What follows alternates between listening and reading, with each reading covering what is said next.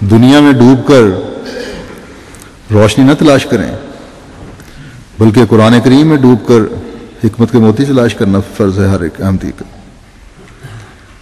اور دنیا کو حقیقی روشنی سے روشناس کروانا ضروری ہے۔ حضرت مسیح موعود علیہ الصلوۃ والسلام نے اپنے ایک عربی شعری کلام میں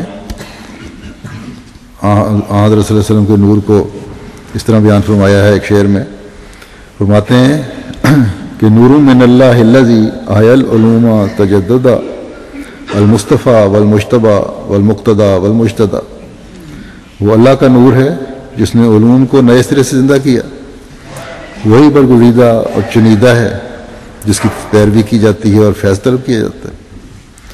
بس علوم و معارف کا خزانہ اب حضرت صلی اللہ علیہ وسلم کی ذات اور قرآن کریم ہے، لیکن اس کو سمجھنے کے لیے آنکھ میں نور پیدا کرنے کی ضرورت ہے، جس کا پیدا کرنا اس زمانے میں خدا تعالیٰ نے حضرت مسیح موعود علیہ الصلوۃ والسلام سے جوڑ کر ہی مقدر کر دیا ہے۔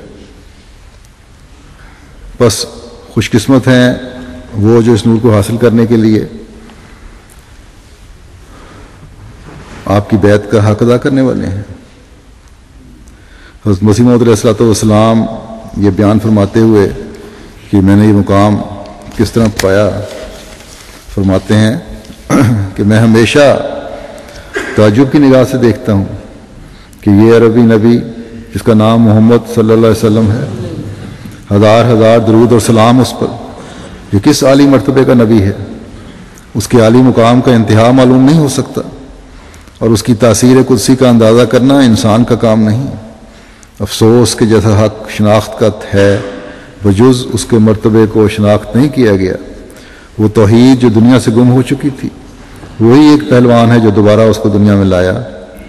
اس نے خدا سے انتہائی درجے پر محبت کی اور انتہائی درجے پر بنی نوع کی ہمدردی میں اس کی جان گداز ہوئی۔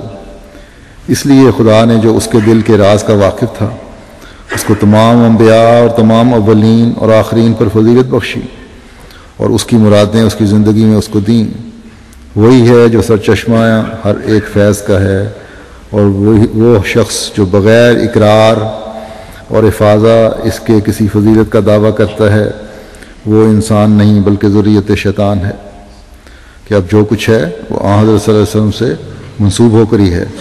جو اس کے علاوہ کوئی دعویٰ کرتا ہے وہ اللہ کا بندہ نہیں کہلا سکتا، پھر وہ شیطان کی ذریت ہے۔ فرمایا کیونکہ ہر ایک فضیلت کی کنجی اس کو دی گئی ہے، اور ہر ایک معرفت کا خزانہ اس کو عطا کیا گیا ہے۔ جو اس کے ذریعے سے نہیں پاتا وہ محروم ازلی ہے، وہ ہمیشہ محروم رہے گا۔ ہم کیا چیز ہیں اور ہماری حقیقت کیا ہے؟ ہم کافر نعمت ہوں گے اگر اس بات کا اقرار نہ کریں کہ توحید حقیقی ہم نے اس نبی کے ذریعے سے پائی۔ زندہ خدا کی شناخت ہمیں اس کامل نبی کے ذریعے سے اور اس کے نور سے ملی، اور خدا کے مکالمات اور مخاطبات کا شرف بھی جس سے ہم اس کا چہرہ دیکھتے ہیں، اسی بزرگ نبی کے ذریعے سے ہمیں میسر آیا۔ اس آفتاب ہدایت کی شعاع دھوپ کی طرح ہم پر پڑتی ہے، اور اس وقت تک ہم منور رہ سکتے ہیں جب تک کہ ہم اس کے مقابل پر کھڑے ہیں۔ حضرت مسیح موعود علیہ الصلوۃ والسلام کے اس اقتباس میں حضرت صلی اللہ علیہ وسلم کے مقام جو آپ علیہ السلام کی نظر میں ہے اس پر روشنی پڑتی ہے۔ اگر فطرت نیک ہو تو آپ پر اعتراض کرنے والوں کے لیے یہ کافی جواب ہے کہ حضرت صلی اللہ علیہ وسلم کی ذات سے علیحدہ ہو کر آپ کا کچھ بھی مقام نہیں ہے، اور ہم اس وقت تک خدا تعالیٰ کے نور سے فیضیاب ہو سکتے ہیں جب تک اس آفتاب ہدایت کے سامنے کھڑے رہیں گے، جسے خدا تعالیٰ نے سراج منیرہ کہا ہے۔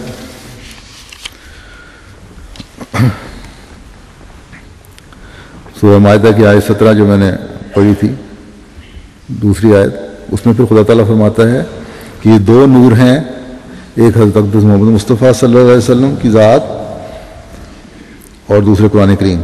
گزشتہ آیت کا حوالہ دیتے ہوئے، اب اللہ تعالیٰ کی تقدیر نے یہ فیصلہ کیا ہے کہ یہی دو چیزیں ہیں جو اللہ تعالیٰ کی رضا کے حصول کا ذریعہ بنیں گی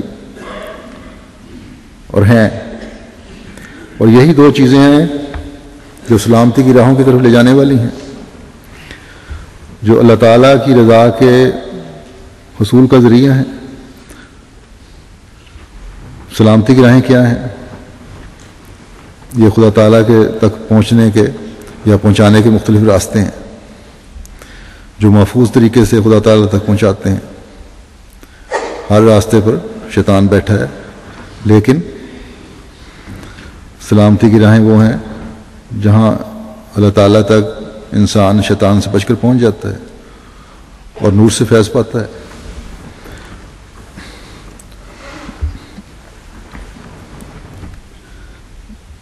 اور یہ سلامتی کی راہیں ان کو ملتی ہیں جو خدا تعالیٰ کے فضل سے ہدایت پاتے ہوئے اس کی رضا کی تلاش میں رہتے ہیں۔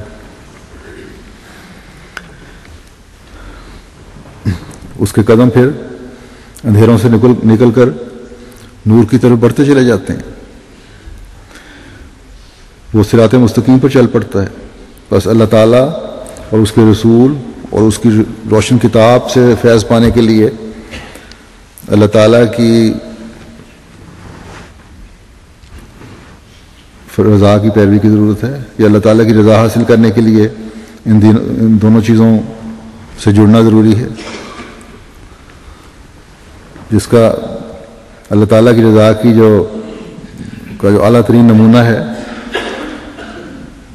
حضرت صلی اللہ علیہ وسلم کے بعد آپ کے صحابہ نے دکھایا، آپ کی تربیت کی وجہ سے، قوت قدسی کی وجہ سے۔ اور وہ لوگ پھر صرف اندھیروں سے روشنی کی طرف ہی نہیں آئے، بلکہ رضی اللہ عنہم کا اعزاز پایا انہوں نے۔ بس صحابہ رسول صلی اللہ علیہ وسلم بھی ان نوروں سے فیض پا کر ہمارے لیے اسوہ حسنہ بن گئے۔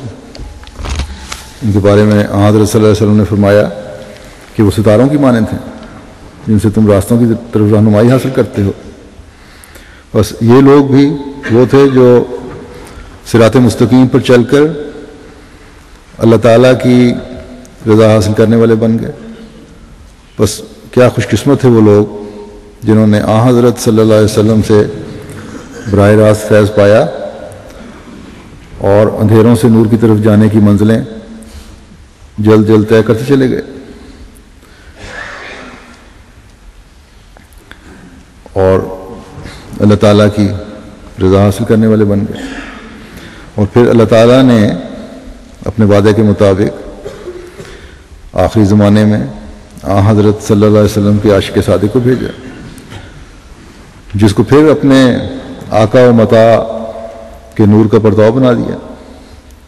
حضرت مسیح موعود علیہ السلام فرماتے ہیں کہ مصطفیٰ پر تیرا بے حد ہو سلام اور رحمت، اس سے یہ نور لیا بار خدایا ہم نے۔ اور آپ علیہ السلام پر جب اس نور کی انتہا ہوئی تو آپ علیہ السلام سے براہ راست فیض پانے والے بھی اپنے دلوں کو نور سے بھرتے ہوئے صراط مستقیم پر قائم ہو گئے اور اللہ تعالیٰ کی رضا حاصل کرنے والے بن گئے، توحید کا قیام کرنے والے بن گئے۔ اللہ تعالیٰ نے ہمیں جو صراط مستقیم کی دعا سکھائی ہے، تو اس کے لیے اپنے اپنے استعدادوں کے مطابق اس نور سے فیض حاصل کرنے کی کوشش بھی کرنی چاہیے۔ حضرت مسیح موعود علیہ السلام نے بھی یہی فرمایا ہے کہ ہر ایک کو اپنی اپنی استعدادوں کے مطابق نور ملتا ہے، کسی کو کم اور کسی کو زیادہ، لیکن ملتا ضرور ہے۔ نور سے فائدہ ضرور ہر انسان اٹھاتا ہے، ہر مومن اٹھاتا ہے جو نیک نیتی سے اس کی طرف بڑھے گا۔ اللہ تعالیٰ کسی پر اس کی طاقت سے بڑھ کر بوجھ نہیں ڈالتا، اس لیے یہ نہیں فرمایا کہ ہر ایک نے بہرحال اس مقام تک پہنچنا ہے جو اعلیٰ ترین مقام ہے، لیکن کوشش کا حکم ہے۔